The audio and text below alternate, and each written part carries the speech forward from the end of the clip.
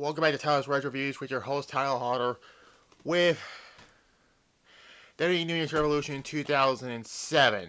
I did 2005, and last week I get to the 2006 edition, so now we're going to do 2007. Yeah. And this is the final New Year's Revolution pay-per-view. Yeah, there was a SmackDown one, which that was a special SmackDown show, not a pay-per-view, really. So that one doesn't really count, really. Anyways, let's get on to it. And then next week is Royal Rumble reviews. Royal Rumble's from the Ruthless Aggression era. I mean, this month is mostly Ruthless Aggression era month. Because of the two New Year's Revolutions I did, I basically did all of them on this channel at least. And the Royal Rumble reviews will be from the Ruthless Aggression era. And you know which one's first. But we'll get to that. January 7th, it was a Raw-only pay-per-view, which this will be the final Raw exclusive pay-per-view for 9 years. And yeah. At the Kemper Arena in Kansas City, Missouri. Yeah, the Kemper Arena, no, the one where Owen Hart unfortunately had his tragic accident. And yeah.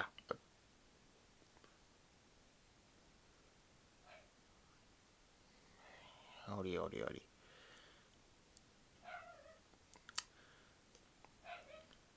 Just ignore him. Anyways, let's get on to it. Now, the main... Well, hold on that. The weird thing about it, they show, like, the introduction when the cage was getting the pay-per-view introduction, but they show, like, and now Raw presents WWE New Year's Revolution and all that.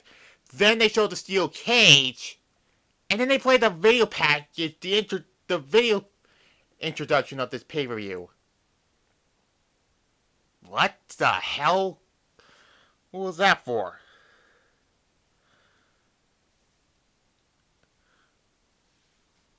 Anyways, let's talk about New Year's Revolution 2007 finally. First match is, speaking of the steel cage, a steel cage match for the Intercontinental Championship. Jeff Hardy defeats Johnny Nitro to retain the Intercontinental Championship in a pretty good steel cage match. This has been going on ever since Jeff Hardy came back after SummerSlam. Jeff Hardy won the title, I believe, in, October? Or something like that, but yeah, Jeff Hardy won the title there, and yeah, the finish was kind of creative. Jeff Hardy kicks the door into Johnny Nitro's family jewels and climbs out the cage like that. So yeah, I give it an 8 out of 10, good match. Then we get a tag team turmoil match to determine the number one contenders for the World Tag Team Championships. Cryotime won this whole thing. The crowd did not care. The comment, Jim Ross and Jerry Lawler did not care. They were talking about the referee in this match. Which, they talk about your referee Marty Elias over and over again. I was like, who cares what the referee's name is? It doesn't matter what his name is.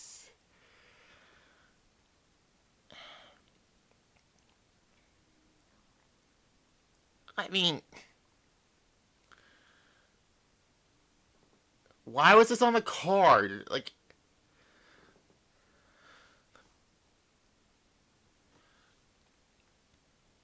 yeah, it's just 3 out of 10 to give it.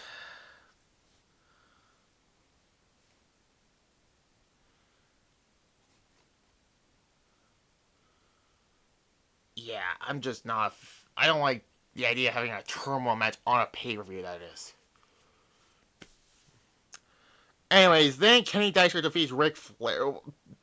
I believe it was before the tag team tournament. Vince McMahon wants to do a match between Donald Trump and Rosie O'Donnell, and then Ron Simmons does the damn near John the Coachman. And when I say that is WrestleMania 23. Stay tuned for that when I do the WrestleMania reviews. Yes, the Rumble reviews, like I said, are 10 to 5, 10 seconds, 10 to 7. Spoiler alert for next week.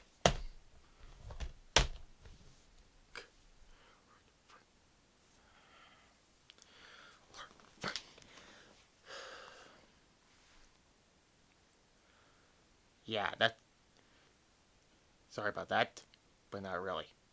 Yeah, Kane Dasher defeats Ric Flair in this next match.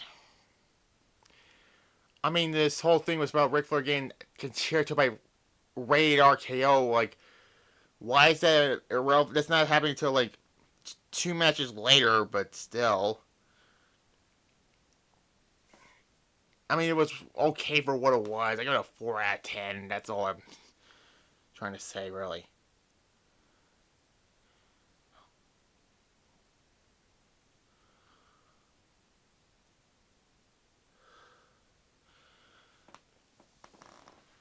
Anyways.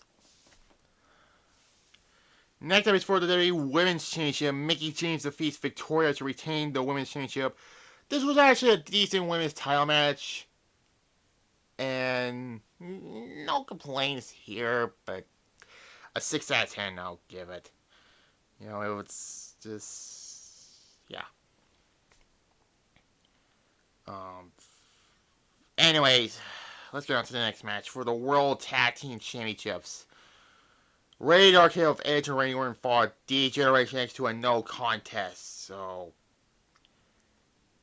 I don't know what was the original plan, but this is an infamous match for Triple H unfortunately tearing his other quad. And he had to miss WrestleMania 23 because the rumor was it was supposed to be a WrestleMania 22 rematch between John Cena and Triple H. But Triple H got injured in that, and yeah. We'll talk about that when I get to WrestleMania 23 and all that. But I think they should call an audible in the main event, but we'll get to that in a moment. This was a really good tag team title match. Before the unfortunate injury. I mean, hey, give it to Triple H though. He still fought through the pain. So there's that. Shawn attacks the referee and then gives Edge Orton the chair shots. You know, the ones on the head. Fucking uncomfortable as hell.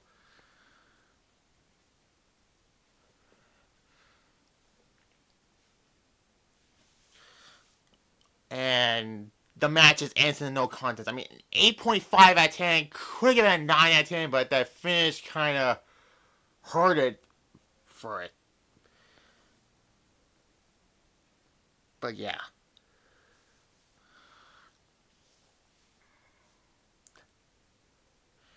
Anyways, then Chris Masters defeats Carlito. Nothing to talk about, really. 1 out of 10. The worst match on this show.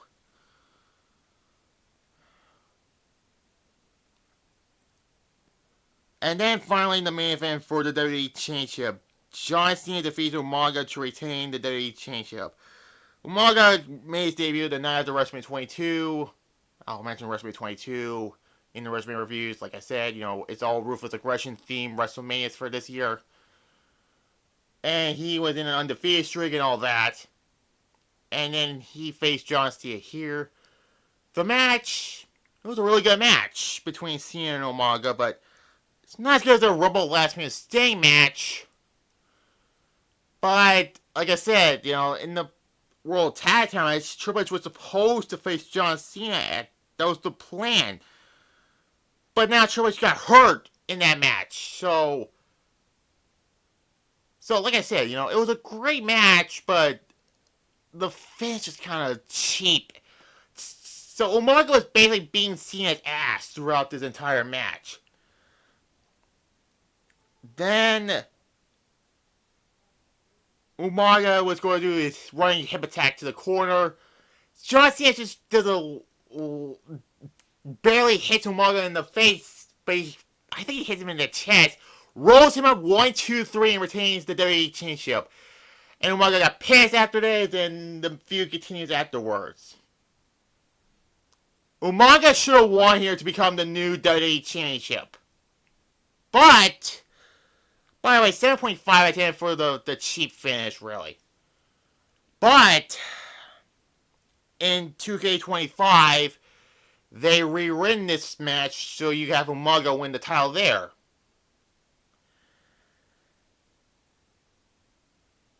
And yeah, that's how the pay-per-view ends. So, the feud continued going into Royal Rumble 7, which I'll get to that pay-per-view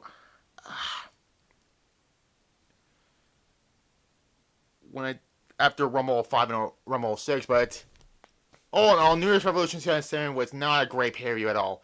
It was better than the 2005 edition, but the 06 one was probably the best one out of the three. I guess, again. Yeah, I give it a 4 out of 10. Yeah, a 4 out of 10. Now, next week is Royal Rumble reviews. Royal Rumble reviews with Royal Rumble 2005. And then the week after will be Royal Rumble 2006. And then the last one will be Royal Rumble 2007. So, you probably understand that. So we're going to do Royal Rumble 2005 next week. So, more Ruthless Aggression Rumble reviews. So yeah. That's next week. So tomorrow will be my SmackDown review. And then Saturday will be Fan Takeover. And we're done for tonight. That'll be on my main channel, by the way. So like this video, comment below, subscribe to this, sharing, notification bell. That's my main channel also. And we're done for tonight. Bye-bye.